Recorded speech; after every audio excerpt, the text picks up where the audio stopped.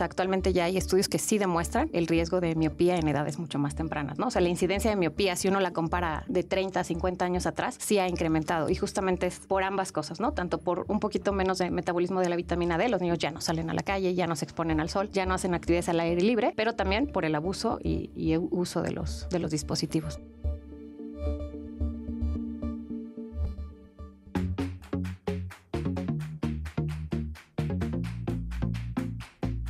Salud, turismo, cultura, deporte, educación.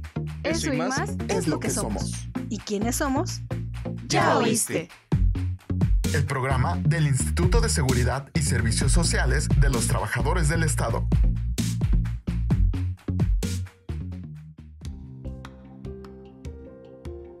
¿Cómo están? Soy Claudia Mejía. En esta ocasión me acompaña Toño. Toño, ¿cómo estás? Hola Claudia, ¿cómo estás? Qué gusto estar compartiendo micrófonos contigo de nuevo. Un gusto para mí. Y también un gusto la doctora que nos acompaña hoy, la doctora Mireya Arellano Silva, que es oftalmóloga. ¿Cómo estás? Hola, bien, muchas gracias. Gracias por la invitación. Es un gusto estar aquí con ustedes. Y bueno, quisimos como cambiar un poquito esta dinámica de hablar de enfermedades, como es algo bien impactante a veces lo que escuchamos aquí. Sí, Clau, fíjate que la mayoría de las veces nuestros invitados nos dan las explicaciones de todos los temas de salud que buscamos informar a todos nuestros escuchas, pero nunca vemos la parte de cuestión de costumbres, de mitos, de creencias, todo esto que se pasa generación tras generación. Así como cuando estoy enamorada y veo que tiene ojos azules.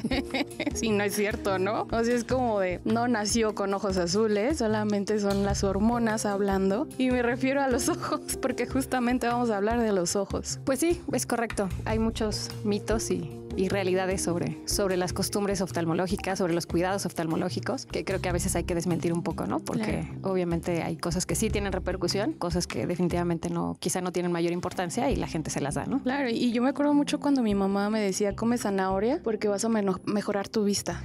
¿Esto es cierto? No, realmente no. O sea, sí tenemos un componente, ¿no? Que son los betacarotenos, que están presentes en la zanahoria, ¿no? Y la vitamina A, pero realmente de eso a que mejoren tu visión, pues no es tan real, ¿no? O sea, ¿No sí. se supone que la zanahoria era para un buen bronceado? Por los betacarotenos, yo creo. Pigmentan. La gente que abusa un poquito de consumir zanahoria sí se pigmenta la piel, pero en realidad pues tampoco tiene una repercusión en la vista como tal, ¿no? Es muy poco, no quiere decir que con eso va a mejorar nuestra visión, ¿no? Sí, claro, porque hay mucha gente que acostumbra ciertos alimentos o ciertos líquidos ingerir todos los días con tal de decir voy a mejorar mi vista. No sé si realmente ellos sigan teniendo esa idea día tras día conforme avanza o en realidad haya un cambio en su vista. Correcto, pero no hay una repercusión mayor. Digo, obviamente sí hay alimentos y sobre todo dependiendo de la patología de cada paciente. Por ejemplo, el uso de omega 3 sí se ha visto que, por ejemplo, mejora en pacientes con ojo seco un poquito la condición o la mejora de la calidad de la lágrima, ¿no? O sea, por ejemplo, esto sí existe y que justamente lo podemos adquirir a través de la dieta. Puede ser con un componente que tenga omega 3 o inclusive los alimentos, ¿no? Como los pescados azules, etcétera, que son ricos en omega 3, también nos pueden ayudar a mejorar un poquito eso. Obviamente es concomitante con otras cosas, ¿no? No es el único tratamiento, pero sí, correcto. Doctora, aparte de la diabetes, ¿qué otras enfermedades perjudican nuestra vista? Muchas, ¿no? La diabetes, porque, bueno, obviamente la frecuencia que hay en nuestro país, pues es la que más escuchamos, ¿no? Pero la hipertensión arterial también es un factor de riesgo para la vista. Enfermedades reumatológicas como la artritis reumatoide, el lupus, también pueden afectar o condicionar enfermedades en el ojo, entre ellas el ojo seco, pero un ojo seco que es mucho más severo. Pero también, por ejemplo, hay casos de uveitis. La uveitis es una inflamación del ojo que también muchas veces nosotros como oftalmólogos la diagnosticamos y casualmente el paciente no sabe de su enfermedad de base, ¿no? Y los mandamos a estudiar con laboratorios, etcétera, y descubrimos que tiene una enfermedad reumatológica. Entonces, a veces es la primera manifestación de una enfermedad. Ahorita que hablas de hipertensión, yo siempre he relacionado cuando me punza el ojo. Bueno, todos hemos sentido cuando nos punza el ojo, ¿no? He relacionado que tengo la presión alta porque me está punzando el ojo, pero ¿tienen relación? Tampoco, en realidad también es un mito más, ¿no? En realidad no tiene que ver con la presión ni arterial, ni inclusive con la presión del ojo, ¿no? Que son entidades diferentes o que no se asocian, que también mucha gente, ¿no? Me salió un derrame, vete a tomar la presión del ojo. Tampoco en realidad tiene relación, ¿no? O sea, la hemorragia subconjuntival, que así se le llama, que es el famoso derrame, en realidad está relacionado con cargar algo, con algún esfuerzo. Sí puede tener relación con la hipertensión arterial, o sea, pacientes que no se controlan de su presión. Sí puede a veces haber más hemorragias subconjuntivales, pero en realidad, por ejemplo, esas punzaditas son a veces causa de estrés, son finalmente contracciones del músculo involuntarias, pero que en realidad no condicionan una patología a nivel ocular. Siempre la asociamos con el estrés, ¿no? Cuando andamos apurados en el trabajo y nos empieza a brincar el ojo, siempre decimos, ando estresado. Eso es real. Sí, eso sí pudiera ser. ¿Hay alguna manera de controlar o hacer reversible esta parte de que el ojo no nos brinque? Como tal, no. Obviamente, pues controlar el estrés, que en nuestra sociedad actual ya es un poquito difícil. ¿No? Pero bueno, también a veces se habla un poquito de tomar complejo B, porque justamente son contracciones involuntarias del músculo y a veces donde las notamos justamente es en el ojo, ¿no? Pero pues no, como tal un tratamiento para esto, mejor llevar una vida más tranquila. Ya ves, Toño. No, aquí no se puede. No, ¿verdad? No, yo creo que el ustedes allá tampoco, ¿verdad? Sí, ¿qué pasa cuando mi mamá me decía? Todos se los atribuimos a las mamás o a las abuelitas, ¿no? Sí, sobre todo. También por esta parte de los remedios caseros, que nos decían, no te pegues tanto a la televisión, te vas a quedar ciego. ¿Qué pasa con eso?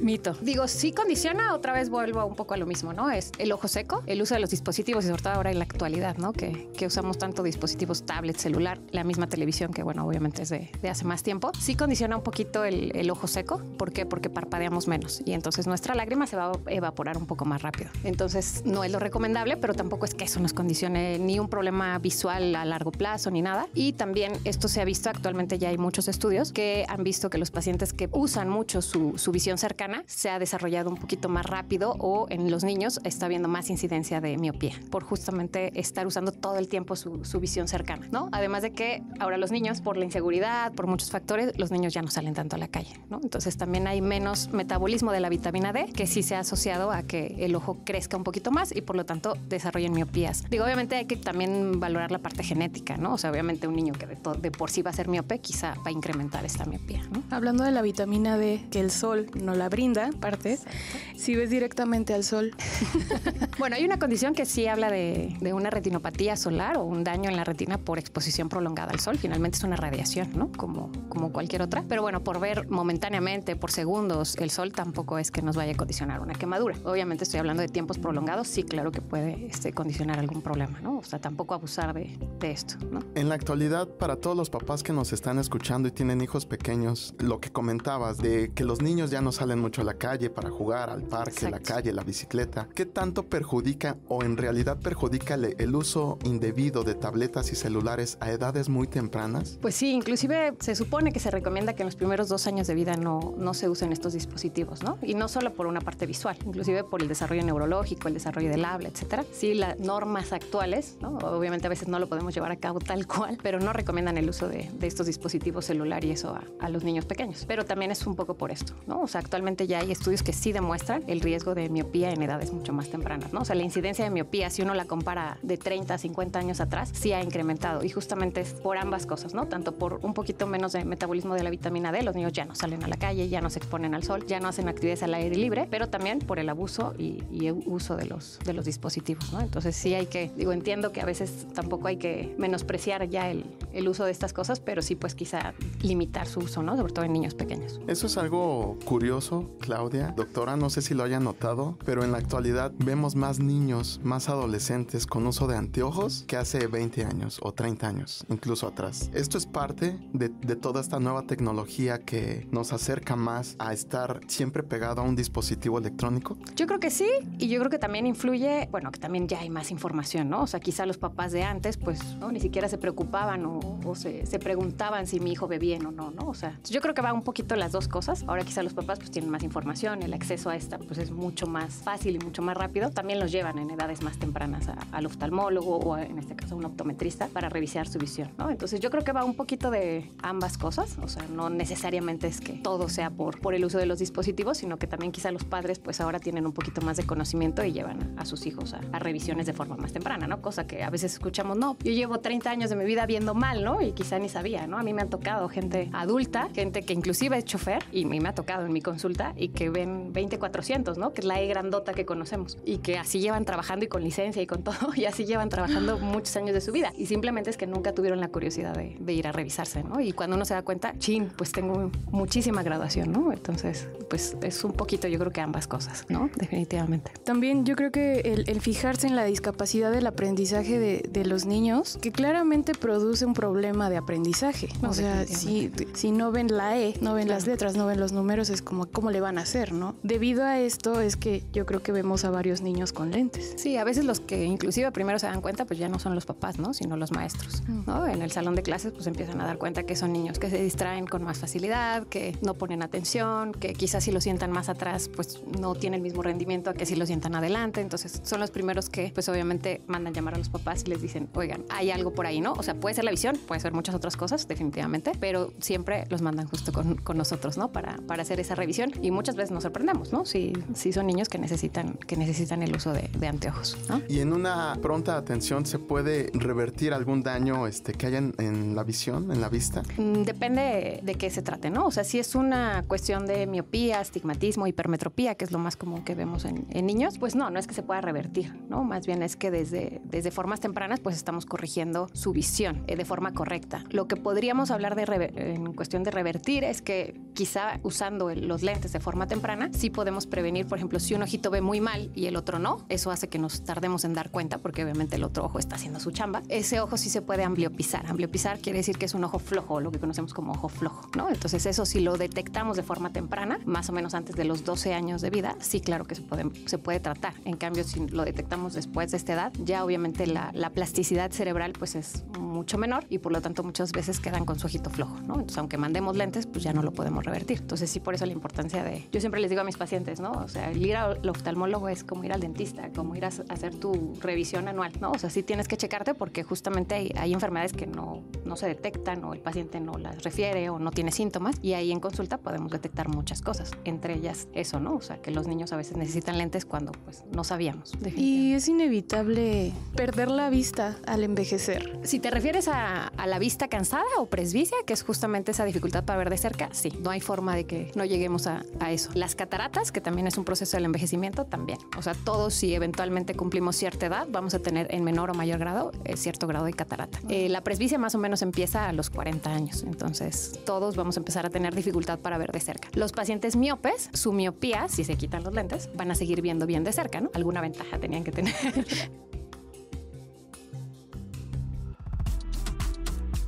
¿Ya nos sigues en nuestras redes sociales oficiales? ¿No? ¿Qué esperas? Búscanos como ISTEMX y síguenos en Facebook, Twitter, Instagram, TikTok y YouTube. No te vayas, que esto aún continúa.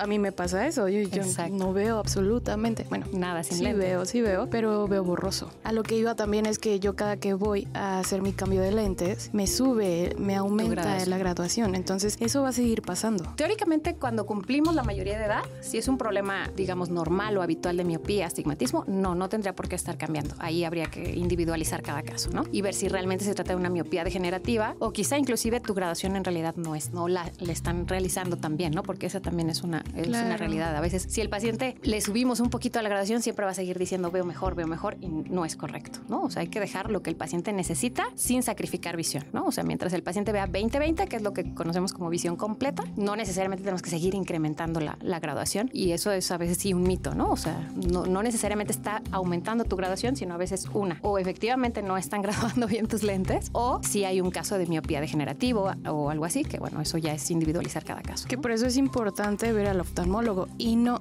por demeritar el trabajo de los optometristas, sino sí es importante ver al oftalmólogo, ¿no? Aparte de... Recordemos que el optometrista, pues bueno, finalmente lo que se dedica justamente es a la graduación de sus lentes, ¿no? O sea, ya sea de armazón, ya sea de contacto, pero finalmente no está viendo el órgano de una forma integral, ¿no? Nosotros revisamos otra parte del ojo independientemente de la graduación, que es la presión intraocular, la superficie del ojo, la calidad de la lágrima y el fondo de ojo, ¿no? O sea, quiere decir la retina, el cristalino, o sea, otras estructuras del ojo que quizá el optometrista no está capacitado para hacerlo. Entonces sí es importante, ¿no? O sea, sí ve con el optometrista, sí checa tus lentes, pero al menos una vez al año revisarnos con el oftalmólogo y sobre todo si tenemos una patología, ¿no? Como pacientes diabéticos, pacientes con hipertensión, con mucha mayor razón. Doctora, las cirugías que actualmente se están haciendo para corrección de vista, hay mucha gente que no quiere hacérselas, ya sea porque no cree, porque dicen que para qué si en 10 años la vista va a volver a regresar como antes de la cirugía. ¿Qué tan cierto es todo esto, doctor? les da miedo igual que a mí. Oye, vi Destino Final. No, te lo juro, güey, como que a mí me da mucho miedo. Mira, Clau, muchas veces no tomamos tan en serio nuestra vista que cuando nos toca ir al médico nos da miedo, porque creo que lo primero que pensamos es voy a quedar ciego o ya no voy a ver. Entonces ahí entra ese miedo de ¿por qué me van a hacer una cirugía en mis ojos si puedo perder la vista? Hay mucha gente que le da miedo a este tipo de cirugías. Es correcto. Finalmente es una cirugía en cuestión de una cirugía refractiva, es decir, para quitar la graduación de los lentes. Es una cirugía optativa, ¿no? O sea, no es que sea necesaria. Entonces sí, obviamente hay pacientes que llegan con toda la ilusión de operarse y pacientes que definitivamente no lo quieren hacer. Es una cirugía riesgosa. Bueno, todas las cirugías tienen cierto grado de riesgo, pero en realidad es una cirugía bastante noble, bastante bien controlada. Obviamente hay que escoger bien a nuestros pacientes, ¿no? O sea, los pacientes tienen que ser candidatos a esa cirugía y por eso sí es importante que lo revise un oftalmólogo, ¿no? Porque independientemente de hacer la graduación, tenemos que hacer una serie de estudios para ver si son candidatos. En cuanto a qué tiempo dura la cirugía, pues sí, más o menos se habla de una estabilidad de 10 años. Eso no quiere decir que el paciente a los 10 años justamente va a regresar a tener la misma graduación de antes. No, sí puede tener y depende mucho de la graduación inicial. Entre más graduación quitemos, pues sí tiene un poquito mayor de riesgo de que pueda tener cierta graduación, nunca la misma, ¿ok? O sea, si usaba sus, como decimos comúnmente, si sus lentes de fondo de botella, ya va a traer una graduación, quizás unas micas más delgadas, mucho menores, menor ¿no? graduación. Digo, siempre y cuando sea de forma inicial candidato a una cirugía, porque también, bueno, a veces puede haber cierto riesgo de si el paciente no era candidato a una cirugía, sí puede haber desgraciadamente problemas que se susciten inclusive al poco tiempo de la cirugía, ¿no? Pero bueno, eso ya es porque quizá no fue un buen candidato. Ahora, también hay que agregar que quizá después de cierto tiempo, dependiendo a qué edad se operó el paciente, como comentábamos hace un ratito, ¿no? Pueden desarrollar catarata los pacientes, ¿no? Entonces, bueno, ahí ya es una segunda cirugía, pero por otra causa, ¿no? O sea, el cristalino, que es un lente que tenemos adentro del ojo, se opaca, que es lo que se conoce como catarata, y ahí el paciente requiere una cirugía, pero es una cirugía intraocular, que en realidad no tiene nada que ver con el uso o no de los lentes, ¿no? Sino es un proceso, digamos que natural del envejecimiento.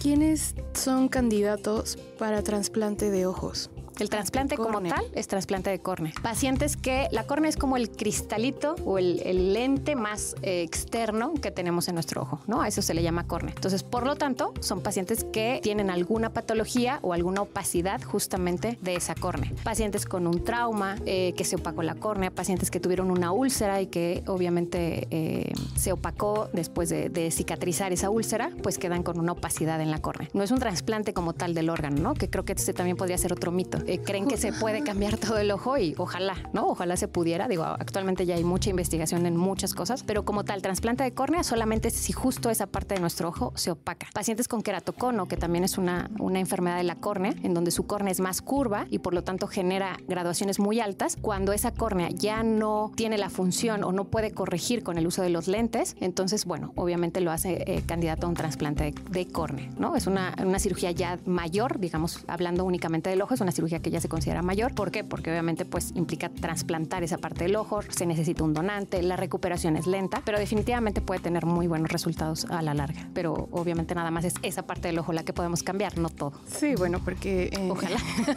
Ignorantemente yo pensaba que se cambiaba el ojo. No, solo es ese capuchoncito del ojo, ¿no? Que es la parte más externa, cuando se opaca, que es una causa reversible, de hecho, de ceguera, es la parte que podemos cambiar, pero nada más. Los lentes de contacto. Yo uso lentes de contacto, pero a mí me reseca mucho el ojo. Y digo, bueno, es parte es un efecto secundario, es un problema secundario. ¿Es bueno? ¿No es bueno? Sí, yo creo que el uso de lentes de contacto finalmente ha sido, digo, ya tiene muchos años. Antes solo se usaban los lentes de gas permeable, que son lentes duros. Ahora tenemos las dos opciones, dependiendo de la refracción o del error que tiene el paciente, o sea, ya sea miopía, astigmatismo, se pueden utilizar uno u otro. Pero sí, definitivamente es un cuerpo extraño dentro de nuestro ojo, entonces finalmente puede condicionar en algunos pacientes mayor sensación de ojo seco. La verdad es que son ojos secos que se pueden tratar fácilmente con el uso simplemente de unas gotas artificiales o lágrimas artificiales, como se le llama, y con eso la verdad es que mejorar bastante la molestia. Pero en pacientes que tienen graduaciones muy altas, que inclusive el armazón, ¿no? Como llamábamos, de fondo de botella, que a veces son muy pesados, la verdad es que el lente de contacto pues actualmente les cambia mucho la vida, ¿no? Nada más con ciertos cuidados, cierta limpieza, ¿no? Porque, repito, pues no deja de ser un cuerpo extraño dentro del ojo, entonces que no abusemos de las horas de uso y que quizá estemos usando nuestra gotita lubricante, ¿no? Pero la verdad es que son bien tolerados en general.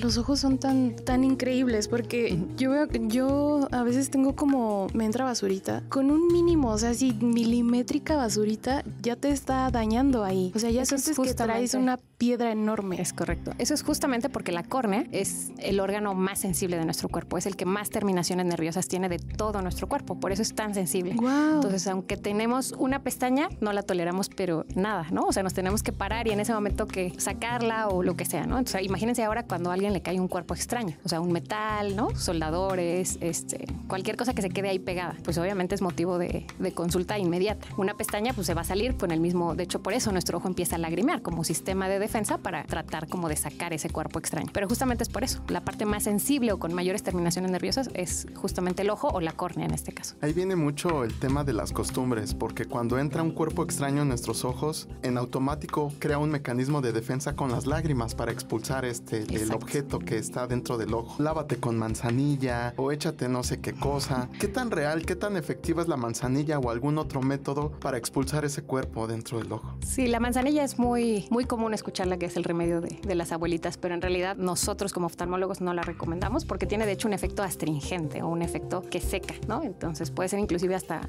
causar cierta toxicidad en el ojo. Entonces, o lágrimas artificiales o inclusive agua, pero agua limpia, ¿no? O sea, sin necesidad de manzanilla, que nosotros usamos muchos fomentos, muchas cuestiones con agua, pero sí les decimos o les aclaramos sin manzanilla, ¿no? Porque justamente es un astringente para el ojo, no es recomendable. También es un mito que venimos arrastrando, ¿no?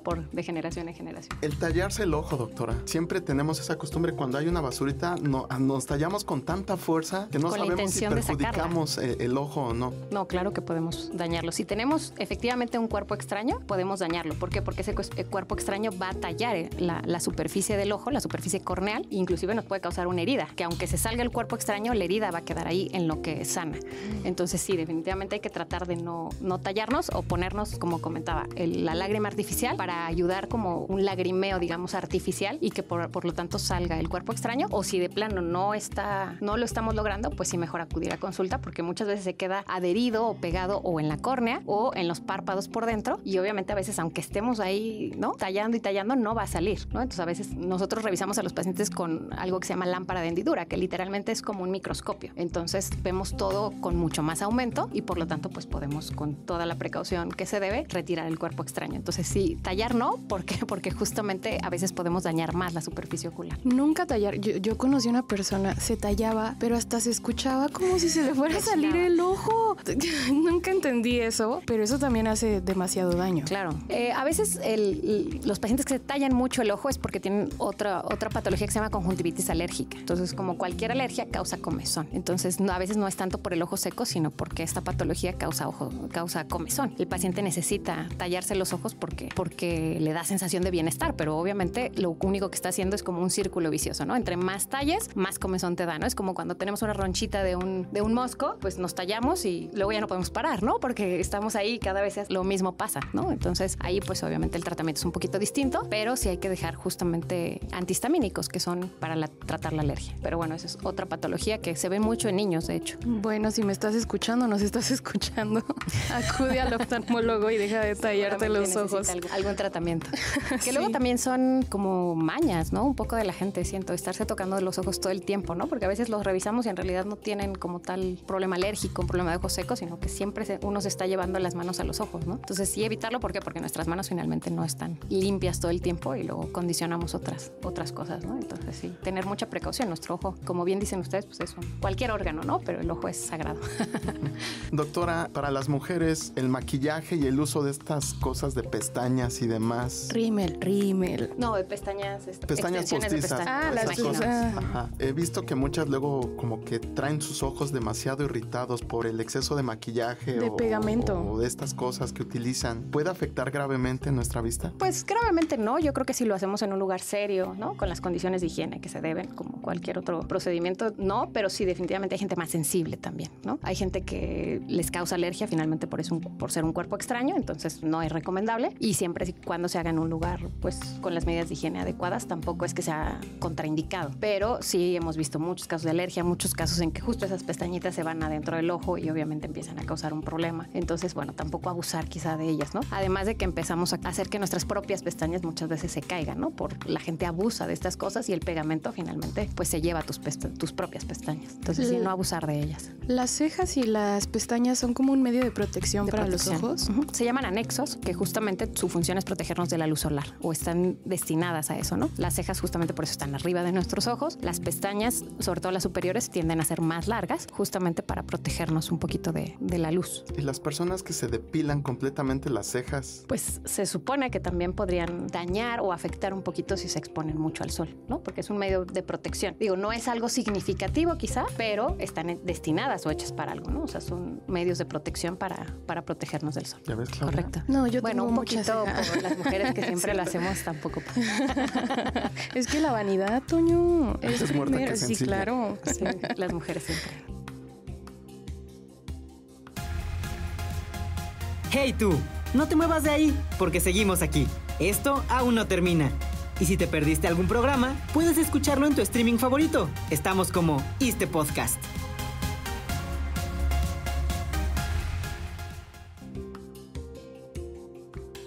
Hay muchos videos virales en redes sociales que tocan lo que son los ojos, que se ponen gotas, hay tatuajes para los ojos. Muchos adolescentes quieren imitar ese tipo de videos y demás. Sí, desgraciadamente ahora el uso de esas redes sociales pues nos dan mala información, ¿no? O sea, porque sí, efectivamente puede traer un daño permanente para el ojo, ¿no? O sea, hay pacientes que inclusive se han inyectado cosas o puesto cosas cercanas al ojo para mejorar su imagen física, sobre todo justamente adolescentes, ¿no? Que a veces pues hay un sistema, un problema quizá como de autoestima, de identidad, etcétera, y es donde más lo vemos y a veces tiene consecuencias pues desastrosas, ¿no? Porque no lo hacen en lugares, o lo hacen inclusive ellos mismos, o en lugares donde obviamente pues no tienen la experiencia ni los medios adecuados para hacerlo de forma correcta. Entonces sí, pues evitar, yo sé que el uso de las redes sociales está bien por un lado, pero pues bien dirigido, ¿no? Porque sí a veces puede tener consecuencias en los ojos, pues imagínense. Digo, en cualquier parte de nuestro cuerpo, pero imagínense los ojos, ¿no? O sea, puede condicionar inclusive perder la vista. Entonces sí, hay que tener mucho cuidado.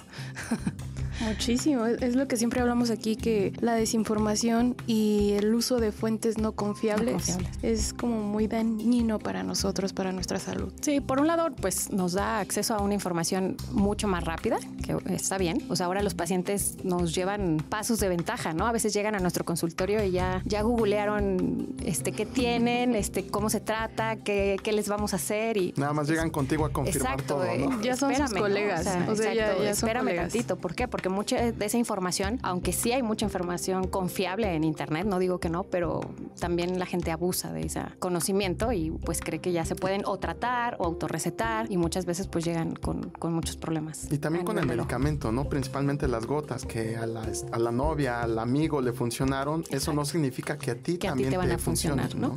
Desgraciada o desafortunadamente, pues los medicamentos oftalmológicos se venden sin receta. Ahora hay un poquito más de control en el uso o venta de antibióticos, pero antibióticos vía oral. En el caso de los oftalmológicos se venden sin receta. Entonces, pues también mucha gente abusa, por ejemplo, de los esteroides, que es un medicamento que nosotros utilizamos y que tiene mucha función a nivel oftalmológico, pero bien utilizado. Y hay mucha gente que como les quita el ojo rojo, que porque les quita la irritación, cualquier cosa, pues se la ponen como si fuera agüita y no es agua, ¿no? O sea, finalmente es un medicamento que tiene otros efectos adversos como subir la presión intraocular, causar cataratas de forma temprana. Entonces sí hay que tener mucha precaución a veces con la información que nos dan los medios, pero también inclusive la amiga, el vecino, la mamá, que quizá para lo que tuvo estuvo bien, pero no necesariamente es lo que a ti te va a funcionar, ¿no? Entonces sí, por eso siempre mejor acudir con el médico. En los armazones, doctora, hay de moda, hay muchos modelos que los adolescentes usan, bueno, también los adultos, pero son demasiado grandes los armazones. No sé, a lo mejor entiendo que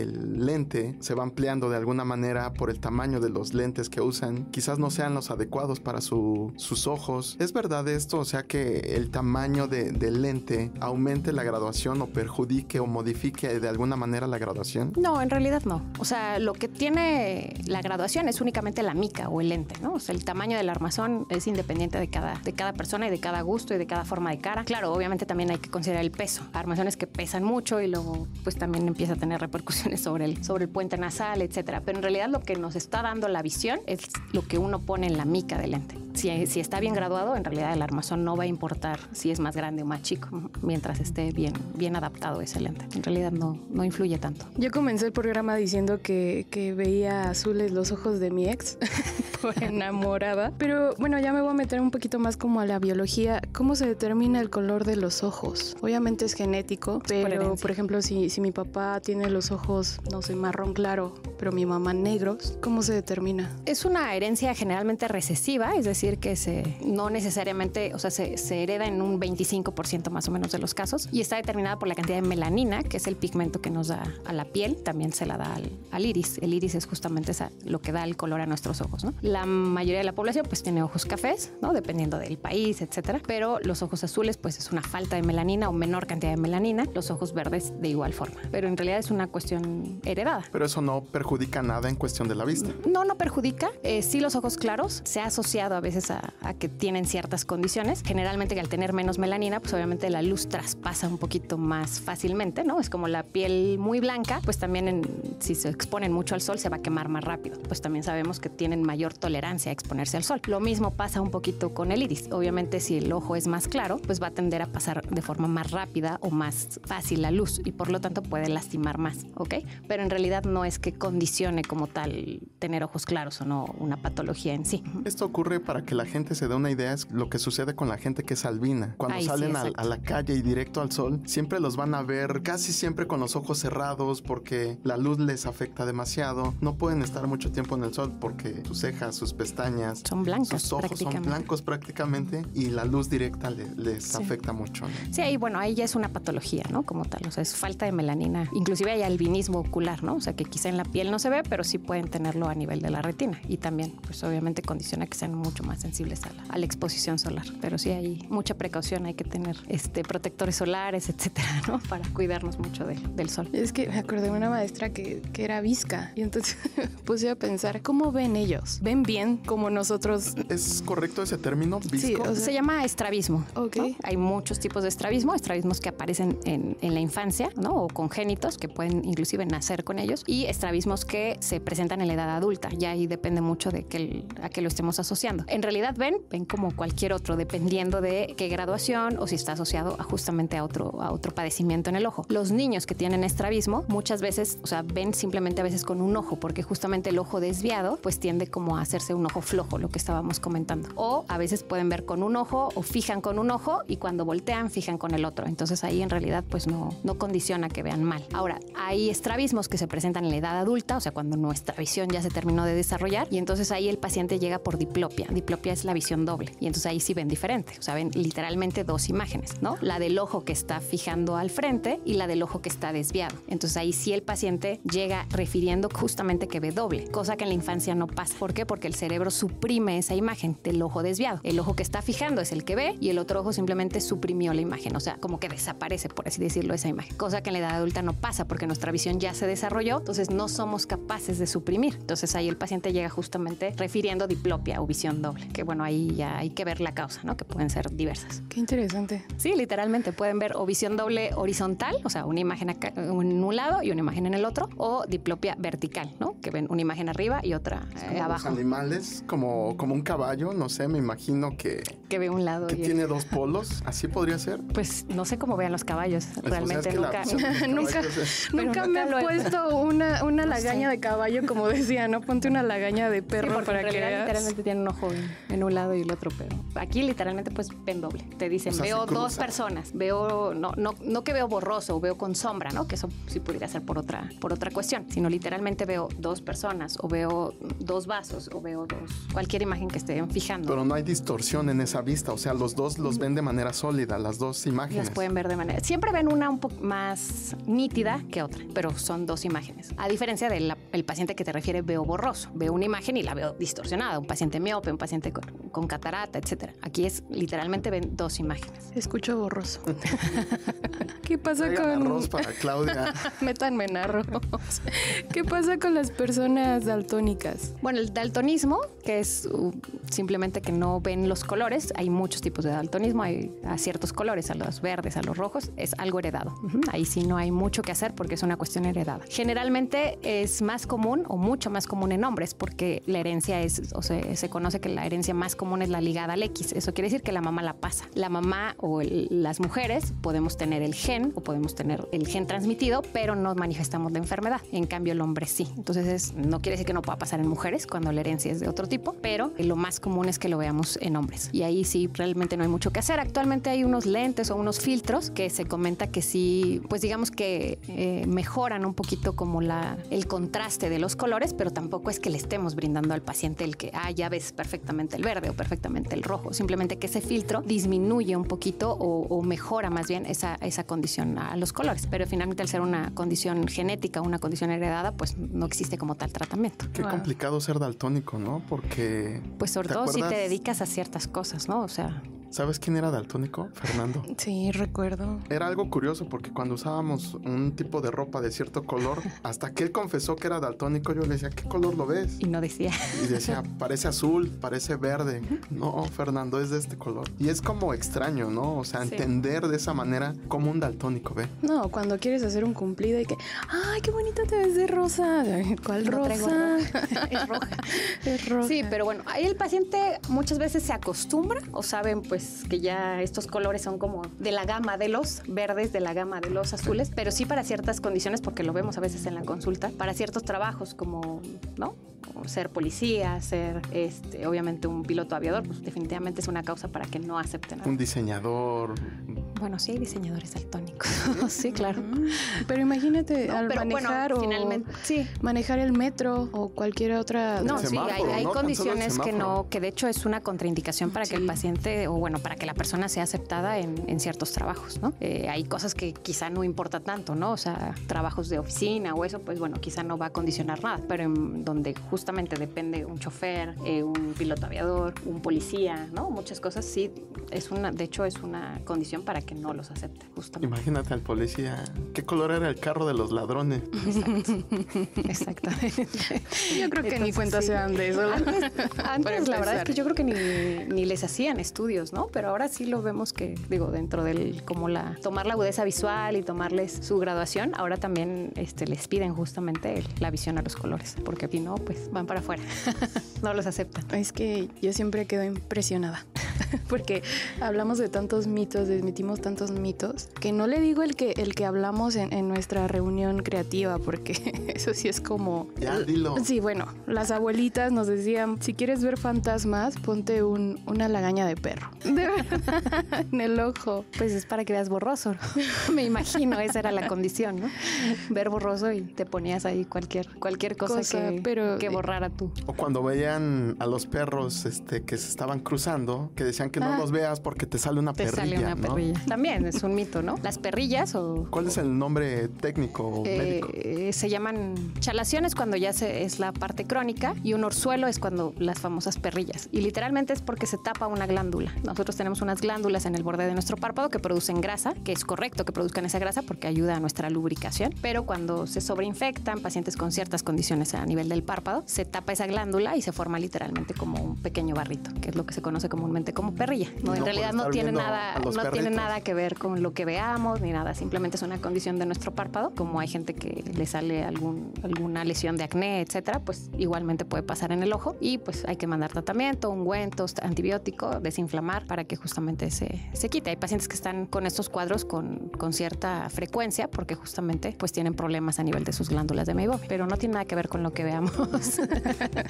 Ya escucharon a la doctora Mireya. Es bien importante retomar esto de la información que vemos en redes sociales, en internet, en que es bien importante acudir al médico sí o sí, como si fuera al dentista. Sí, Claudia, también hay que tomar en cuenta nuestra profesión u oficio, porque muchas veces, no sé, me pongo a pensar en un soldador, una persona que está todo el día en la calle, que trabaja con químicos y demás, si tienen y deben de tener el equipo necesario para su protección, utilícenlo. No nada Así más es porque, el jefe me dijo que me lo pusiera. Claro. Úsenlo porque de verdad la vista es algo increíble. Sí, definitivamente. Desde las condiciones diarias de nuestro trabajo, de salir a la calle, de exponerse al polvo, al sol, pero también ciertos trabajos, ¿no? Que obviamente hay que tener cierta protección adicional para justamente proteger nuestros ojos porque muchas veces son causa de traumas, de cosas mucho más severas que pueden condicionar la pérdida ocular, ¿no? Entonces sí, definitivamente por algo lo dicen, hay que cuidar nuestros ojos.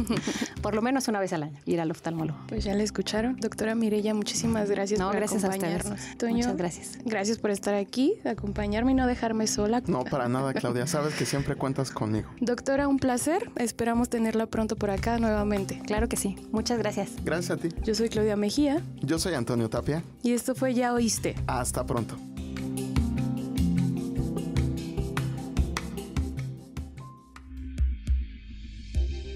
Este programa es realizado gracias a la colaboración de Claudia Mejía, Antonio Tapia en la producción, Cristian Ortiz y Ámbar Mora en la producción ejecutiva. En comunicación social, Alma Rosa Rivera. En la dirección general del ISSSTE, Dr. Pedro Centeno.